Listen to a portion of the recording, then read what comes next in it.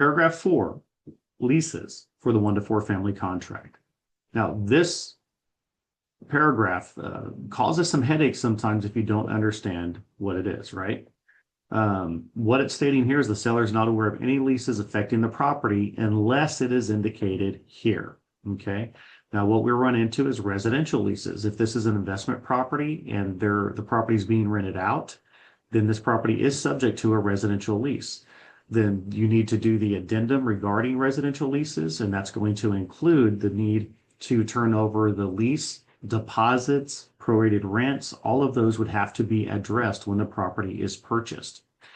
Now, one that gives us a pain sometimes are fixture leases, and you as a real estate agent need to understand that fixture leases will be a headache, and they have to be handled. And if the lease is going to be paid off, that makes it easy. If the lease is not going to be paid off and is going to be transferred to the buyer, then there's a lot of paperwork that needs to be done. Okay. If the fixture lease is going to be paid off at closing, make sure your seller is in contact with that company, has the payoff amount, who it needs to go to, and inform the title company so that it's going to be paid off at closing. Then there won't be a need for the fixture lease because it's going to be paid off at closing. Okay. Now, a couple of things to understand. Solar panels are the big one, but there's also propane tanks, water softeners, security systems, and maybe other leases as well. Security systems are a big one that are being leased.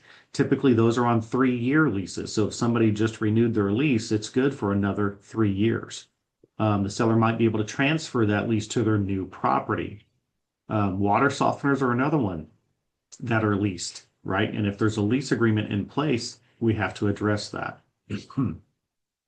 We just had one where solar panels were involved, and the agent didn't fill this out correctly, and it delayed closing 20 days because we had to go through the process of getting all the lease paperwork transferred to the new buyer.